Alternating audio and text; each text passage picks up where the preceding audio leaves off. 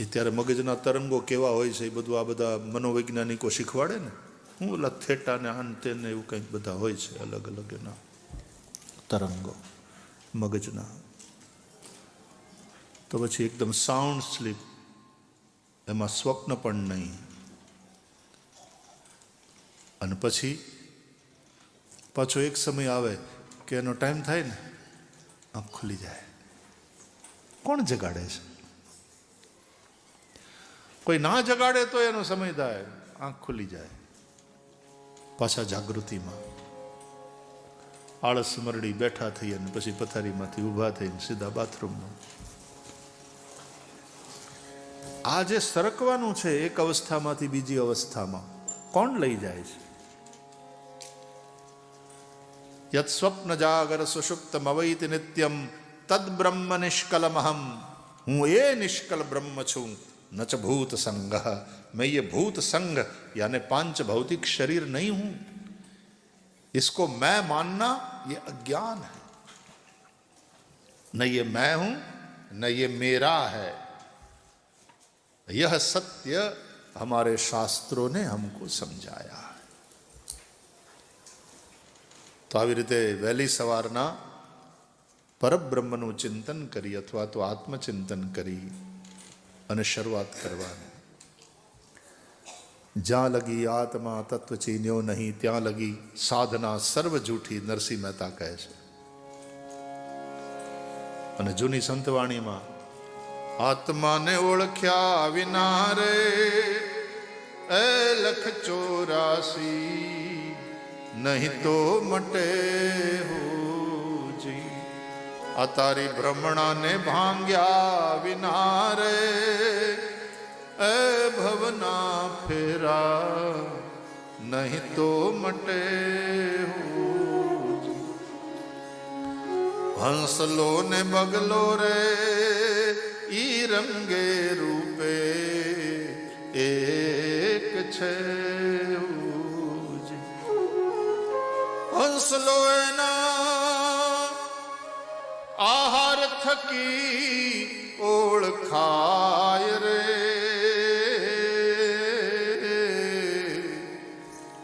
આત્માને ઓળખ્યા વિના રે એ લખ 84 નહીં તો મટે.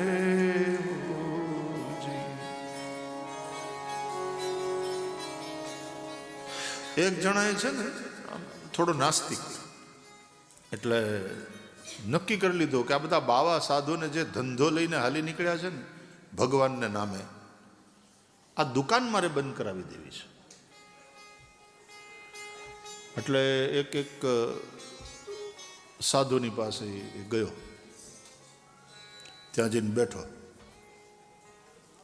ભગવાન છે તો હા છે ને. ક્યાં છે તો તારે શું કામ છે? મારે મળવું છે. તો મેળવી આપો. તો કે હા ભગવાન તો મળે, બધાને મળે, ગમે તેને મળી શકે, અંદરથી ઈચ્છા હોવી જોઈએ. મને મળશે તો કે હા મળે ને, મળે. તો મળવું છે મારે, મેળવીએ.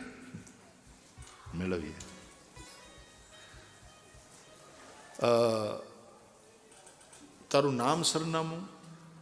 તો હું એ પ્રમાણે ભગવાનને વાત કરું કે આ ભાઈ મળવા આવ્યા છે. આને એમ થયું મારા વાલા કેવા નાટક કરે છે, જુઓ તો ખરા.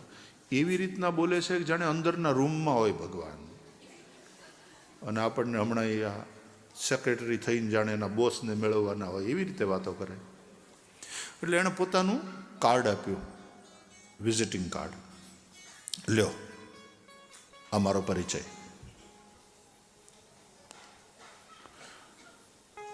તો સાધુએ વાંચીને કીધું આ તો તારી ઓફિસનું સરનામું છે. તારું સરનામું? એ કે આ ઓફિસનું નહીં, તારું સરનામું માંગ્યું મેં, તારો પરિચય માંગ્યો. અરે કે પણ મારું નામ નારાયણ. એ તારું નામ છે, એ તું નથી. એ તો તારું નામ, તું કોણ? અને તારું સરનામું? એટલે એણે બીજું કાર્ડ આપ્યું, લ્યો વિઝિટિંગ કાર્ડ આપ્યું. સાધુ એ વાંચીને, આ તો રેસિડેન્શિયલ એડ્રેસ છે, આ તો તારા ઘરનું સરનામું છે. તારું સરનામું કયું અને તારો પરિચય શું?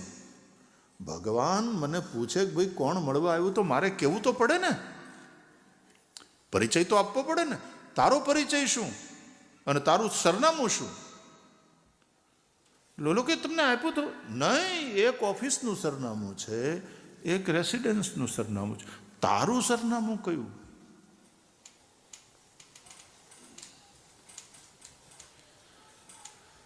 જે દિવસે તને તારું સરનામું મળશે અને જે દિવસે તને તારો પરિચય મળશે ત્યારે તને મારી જરૂર નહીં પડે, સીધો ભગવાનનો ભેટો થશે. તેથી અમારી જરૂર જ નહીં પડે વાલા, સીધો ભેટો થશે.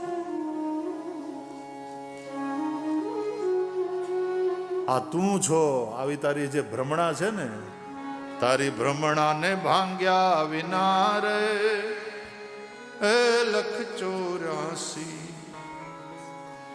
ભવના ફેરા નહીં તો મટે. તો જ્યાં લગી આત્મા તત્વ ચીન્યો નહીં, ત્યાં લગી સાધના સર્વ જૂઠી. વ્યાસ ભગવાન મંગલાચરણ કરે છે. એ જ પરમ તત્વનું ધ્યાન, જન્માદ્યસ્ય યતઃ, જેનાથી આ સૃષ્ટિની ઉત્પત્તિ, સ્થિતિ અને લય થાય છે, જેના હોવા થકી બધાનું હોવું છે, એ છે એટલે બધું છે, એના થકી બધું છે. અથવા તો આ જે કંઈ છે એ જ છે. પણ યાદ રાખજો પાછા, આમાં એક વાત સમજવા જેવી છે. ત્રિપાદૂર્ધ્વ ઉદયત પુરુષ, પુરુષ એવેદમ સર્વમ, આ જે કંઈ છે એ બધું એનું જ રૂપ છે, એ જ છે. પણ આ જેટલું છે એટલો જ ઈ નથી, નહીં તો સીમિત થઈ જાય ને.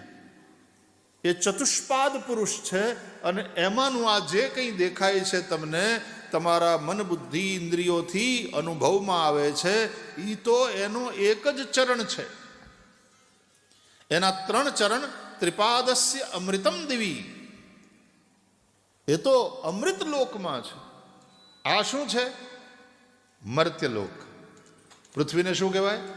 મૃત્યુલોક. એટલે અહીંયા જે કંઈ છે એ બધું નાશ પામવા વાળું છે, પરિવર્તનશીલ છે. આ મૃત્યુલોક છે. પણ એ પરમાત્માના, એ પુરુષના 3 ચરણ, ત્રિપાદસ્ય અમૃતમ દિવી, અવિનાશી. કારણ કે જો આટલું જ એ હોય તો આ એક દિવસ લો કોઈ બહુ મોટો, પૃથ્વી કરતા મોટો ગ્રહ બાજુમાં આવ્યો, ભટકાણો, વાત ખતમ. એવી પણ એક સંભાવના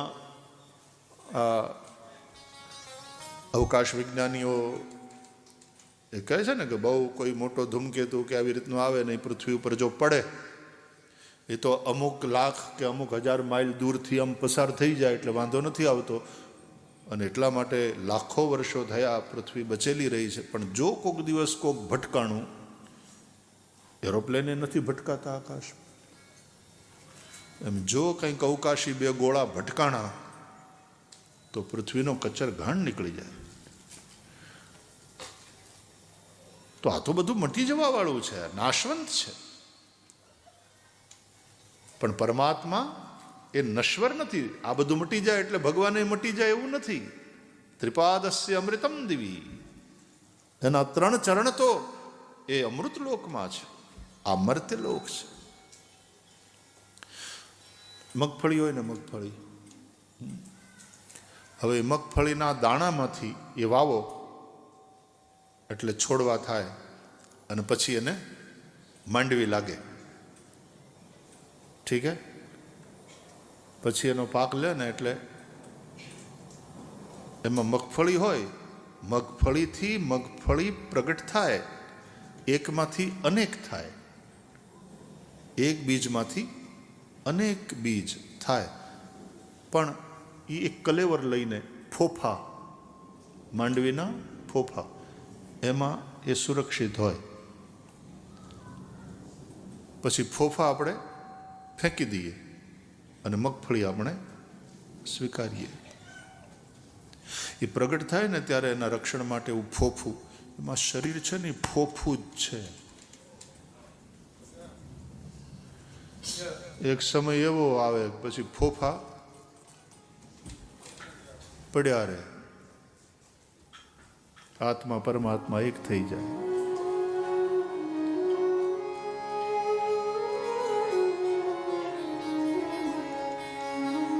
મહત્વ છે એ ચેતનાનું છે, બાકી શરીર તો ફોફું છે, આ ખોખું છે, એટલે ખોળિયું.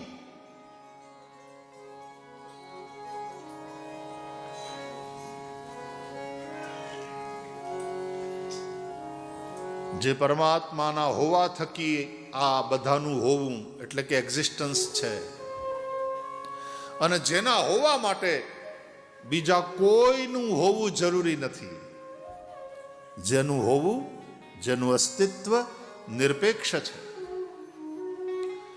જેણે બ્રહ્માજીને જ્ઞાન આપ્યું, વેદોનું જ્ઞાન કરાવ્યું. બ્રહ્મા બુદ્ધિના દેવ છે. આ બુદ્ધિમાં જ્ઞાન ક્યાંથી થાય છે? કોણ આપે છે?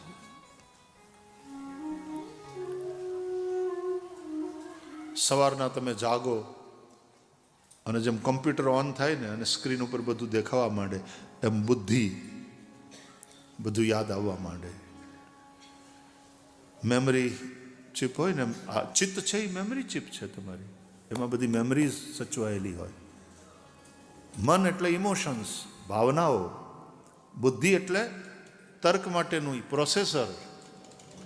એનું બુદ્ધિની પાસે તર્ક છે, લોજિક છે. ચિત્ત એટલે મેમરી. બધી જ સ્મૃતિઓ ચિત્તમાં સંગ્રહાયેલી છે. અને અહંકાર એટલે સેલ્ફ કોન્શિયસનેસ. હું છું, આ ભાવના, આ અનુભવ, આ અહેસાસ. મન, બુદ્ધિ, ચિત્ત, અહંકાર, આ ત્રણને, આ ચારેયને આપણે અંતઃકરણ કહીએ છીએ. They are not this physical gross body only. એની અંદર પાછો આ અંતઃકરણ છે, મન છે. એટલે આપણી પાસે આપણા ઇમોશન્સ છે, અને એને કારણે સુખ છે, દુઃખ છે, માન છે, અપમાન છે. એને કારણે આનંદ છે અથવા તો લોનલીનેસ છે. એટલે મેન્ટલ હેલ્થ એ મહત્વનો એક મુદ્દો બને છે.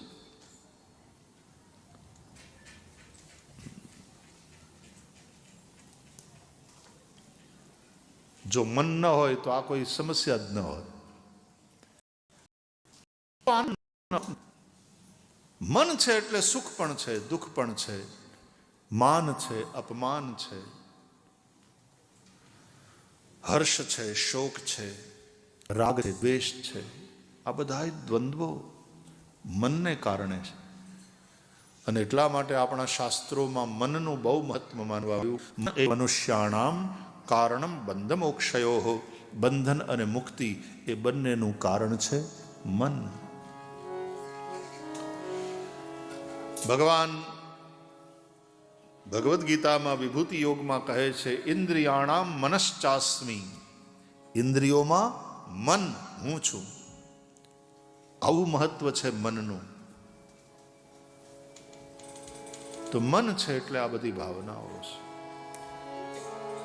ડિપ્રેશન પણ એને કારણે, હતાશા એને કારણે, નિરાશા એને કારણે.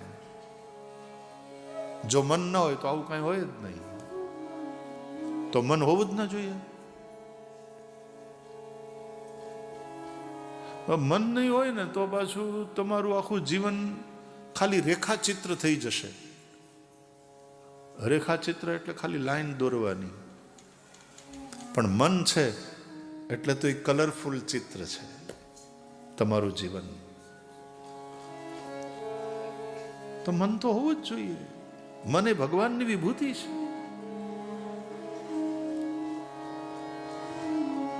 મન હિ દેવતા મન હિ ઈશ્વર મન સબ બડા मन ही देवता मन ही ईश्वर, मन से बड़ा न कोई। मन उजियारा जब जब देखे, जग उजियारा हो। मन उजियारा जब जब मेरे, जग उजियारा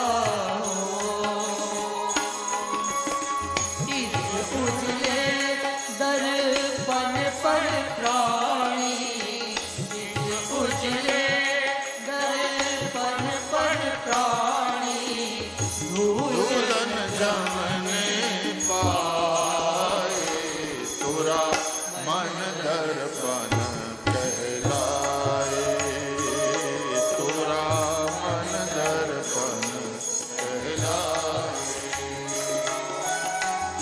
भले बुरे सारे कर्मों को देखे और दिखाए, तुरा मन दर्पण।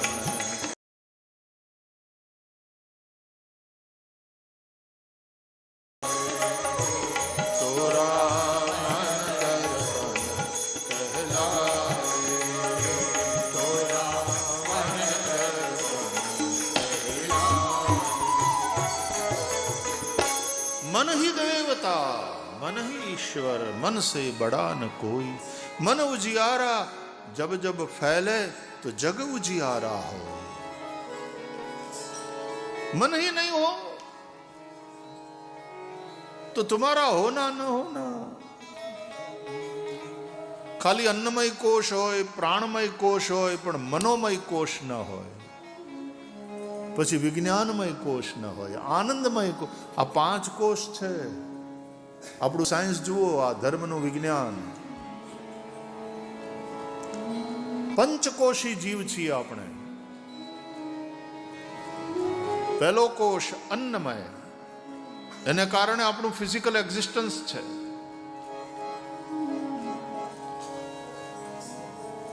બીજું પ્રાણમય, એમાં પ્રાણ છે, चेतना है, इसलिए स्वयं से हिलना डुलना हो रहा है। प्राणमय એટલા માટે પ્રાણી એવી સંજ્ઞા થાય। પ્રાણ છે એટલે પ્રાણી કહેવાય ને। ત્રીજું મનોમય, મનોમય કોષ છે એટલા માટે ઇમોશન્સ છે। માત્ર આપણે જીવતા નથી, સુખી છીએ, દુઃખી છીએ, હતાશ છીએ, નિરાશ છીએ, કે આનંદમાં છીએ, કે ઉત્સાહથી ભરેલા છીએ। આ બધું મનને લઈને। જો મનોમય કોષ ન હોય તો આ કંઈ મેન્ટલ હેલ્થની વાત જ ના આવે। When mind is not there, mental હેલ્થની વાત ના આવે। આ લોનલીનેસ કોણ ફીલ કરે છે, કોણ અનુભવ કરે?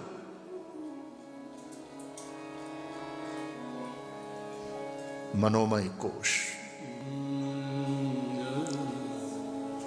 चौथुं विज्ञानमय कोश। આપણી પાસે બુદ્ધિ છે, જ્ઞાન।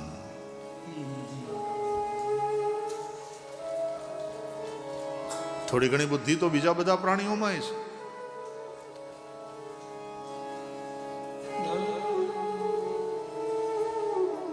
હાથીની પાસે એની લગતી ખપ પૂરતી બુદ્ધિ છે।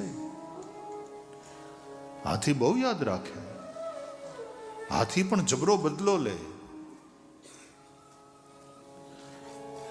હમણાં એક સિંહણને ઓલા હાવ બચલું હતું ત્યારથી ઉછેરીને મોટી કરેલી ને પછી એને જંગલમાં છોડી, પછી પાછા કેટલા વર્ષ પછી એ જ્યાં સિંહણ જંગલમાં હતી ત્યાં ગઈ તો એ એટલી દોડીને આવી અને આમ એને વળગી પડી। સિંહણ એને કેમ યાદ રહે છે આટલા વર્ષ પછી કે આણે મને ઉછેરીને મોટી કરી?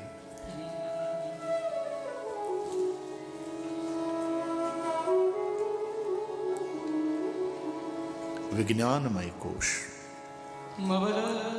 અને પછી પાંચમો આનંદમય કોશ. આનંદ. બીજા બધા પ્રાણીઓની પાસે મનને કારણે સુખ દુઃખ છે, આનંદ નથી. ઇન્દ્રિયજન્ય સુખ જેને કહેવાય એ છે. વિષયજન્ય સુખ એ પ્રાણીઓના જીવનમાં પણ છે, પણ સમાધિનો આનંદ,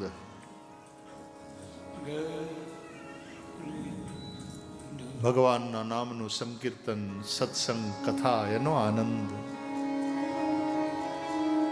એના જીવનમાં નથી. જય રાધા માધવ ये वाला आनंद. जय कुंज बिहारी जय राधा माधव. तुम लोग बहुत अच्छा गाते हो, बहुत अच्छा गाते हो.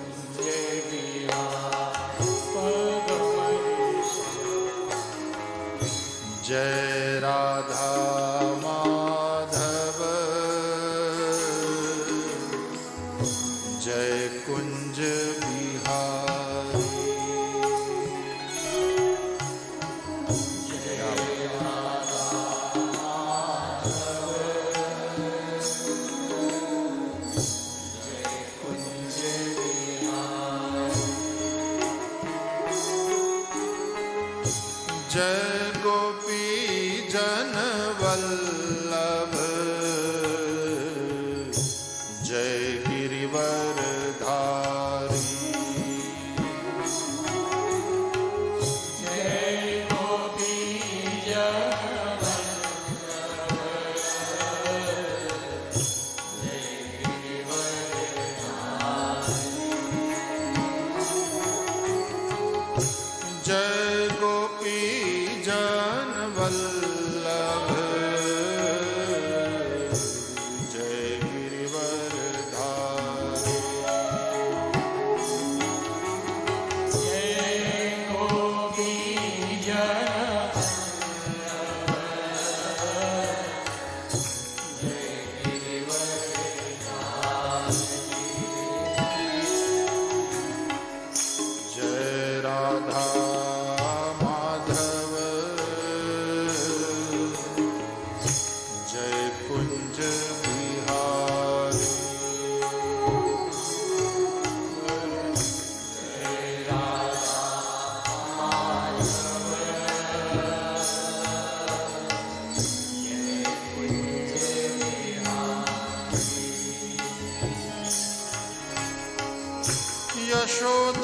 यशोदानंदन ब्रज जन रंजन